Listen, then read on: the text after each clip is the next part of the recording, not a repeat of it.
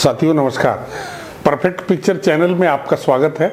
आज एक बड़ी शख्सियत आपके सामने, इनकी बहुत शानदार तस्वीरें देखेंगे आप। वो थोड़ा लीक से हटके, जर्नलिज्म नहीं है, ये फोटोग्राफी है, ये आर्किटेक्चरल होगा, ये कुछ फैशन होंगे, कुछ प्रोडक्ट के फोटोग्राफ होंगे। और उस फोटोग्राफी के बारे में बहुत बारीकी से इन्होंने बताया है। ये व्यक्ति हैं ताज मोहम्मद, बनारस के रहने वाले हैं, लेकिन वो बम्बई और फिर बाद में दिल्ली में बैठकर ज़बरदस्त काम कर रहे हैं। आराम से ज़बरदस्त इसलिए कह रहा हूँ कि इतने अनुभवी हैं कि इनको कोई बेचैनी परेशानी अब नहीं है। ये सब ईश्वर की देन भी होती है कि हरदेव सिंह जैसे मशहूर फोटोग्राफर के साथ इन्होंने 3 साल काम किया और इसके बाद लगातार लगन लगी रही, तो आज एक मुकाम पर हैं। आप इनकी तस्वीरें देखें, बातें सुने, और मेरी अपेक्षा होगी पसंद आने पर लाइक करें। कमेंट की प्रतीक्षा जरूर रहेगी कि आप क्या कहते हैं इनकी फोटोग्राफी पर और इनकी बातों पे।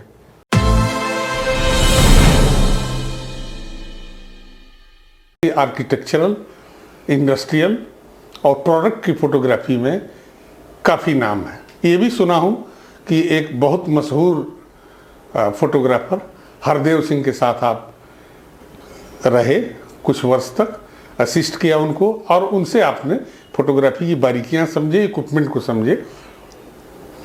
चूँकि आप पढ़ाई लिखाई आपकी बनारस में थी, BHU से आपने मास्टर भी किया, आप बम्बई चले गए और बम्बई से दिल्ली आए। अगर हम किसी को सबसे ज़्यादा श्रेय देते हैं तो मेरे मामा जी हैं, मिस्टर गुलाम मोहम्मद। उन्होंने इसमें काफ़ी मेरी मदद, काफ़ी कुछ सीखा। और जब मेरी जिज्ञासा और ज़्यादा बढ़ी तो मैंने ये पता किया कि कहाँ यहाँ पे कोई क्लासेस चलती हैं या कहीं कोई कॉलेज है जहाँ से ये सीखा जा सकता है। तो ऐसे वक्त में मुझे ये मालूम हुआ कि BHU में भी एक फैकल्टी ऑफ विजुअल आर्ट है जहाँ पे इस तरह के कोर्सेज़ हैं। वहाँ जाके एडमिशन लेने के बाद ये पता लगा कि खाली फ़ोटोग्राफी ही नहीं, बहुत सारे ऐसे और भी सब्जेक्ट्स हैं जो मुझे शायद कभी मालूम नहीं था कि सेरामिक, स्कल्पचर, पेंटिंग और फोटोग्राफी, ये ग्राफिक आर्ट, ये सब वहाँ जाके मुझे मालूम हुआ। तो मेरी शुरू से ही रुचि रही है फोटोग्राफी को लेके, तो मेरा ज़्यादातर ध्यान उसी तरफ ही था कि मैं फोटोग्राफी को लेके ही कुछ करूं। तो आपको फैशन बम्बई ले गया या आप बम्बई गए कि जाके कुछ तय करेंगे क्या करना है? नहीं, मैं बॉम्बे ये सोच के नहीं गया था कि मुझे फैशन करना है। एक कॉलेज की लाइफ ख़त्म होने के बाद मैंने BHU से मास्टर डिग्री ली अप्लाइड आर्ट में, और मैं वहाँ गोल्ड मेडलिस्ट रहा हूँ।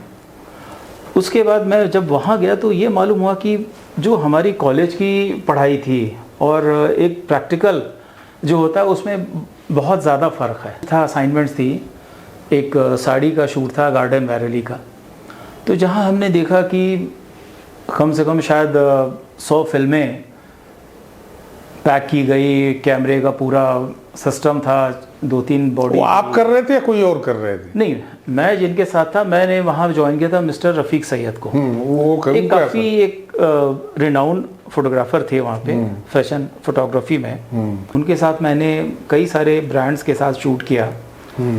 तो एक तरह से फैशन की शुरुआत मेरी वहाँ हुई।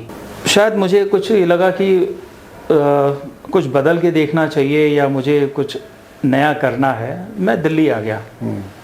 तो फैशन को अलविदा कह दिया आपने? नहीं, अलविदा तो नहीं, ये था कि हाँ चलो देखते हैं हमें क्या करना है आगे। तो उस वक्त मेरे दिमाग में फूड्स फोटोग्राफी को लेके बड़ा वो था। अगर हम फूड्स फोटोग्राफी की बात करें तो उसके अंदर मिस्टर दास थे वहाँ दिल्ली के अंदर, प्रदीप दास गुप्ता। और इंडस्ट्रियल फोटोग्राफी और आर्किटेक्चरल फोटोग्राफी की हम बात करें तो मिस्टर हरदेव सिंह थे। और इंडस्ट्रियल फोटोग्राफी में S कुमार भी थे।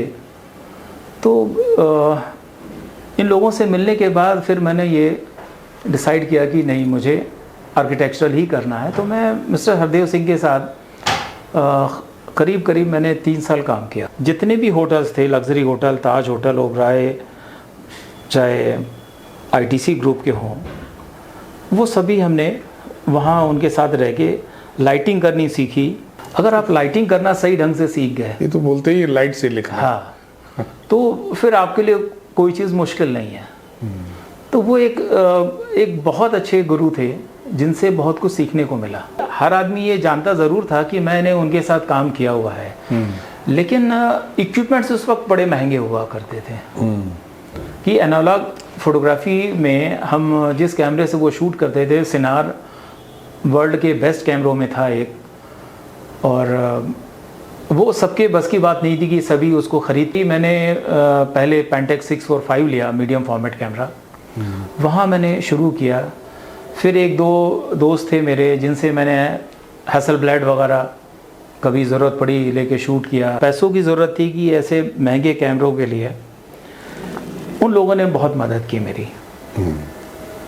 और आज बहुत सारा श्रेय उन लोगों को भी है जिन्होंने ऐसे वक्त में वो मदद की। बहुत वर्षों तक एनालॉग पे काम किए। जी बिल्कुल। और अच्छे कैमरों से आपने शूट किया, बिग फॉर्मेट आपने काम किया। उनके साथ, हरदेव जी के साथ रह के एक फ़ायदा ये ज़रूर हुआ, सबसे बड़ा फ़ायदा, कि जो लेटेस्ट इक्विपमेंट्स हुआ करते थे उसको हैंडल करने का मौका, उसको देखने का मौका, हाथ में लेके शूट करने का मौका वो मिलता था। एनालॉग में जिन्हें बैक में स्क्रीन पर देखने की हैबिट नहीं थी और एक्यूरेट शूट करते थे, अगर उनको डिजिटल मिल रहा है तो मुझे लगता है उनके लिए एडवांटेज है कि उस वक्त हम बिना देखे हुए जो शूट करके लाते थे और कॉन्फिडेंस रहता था, तो अब तो मल्टीपल कॉन्फिडेंस का चांस आपको दे दिया गया ना कि देख भी लीजिए।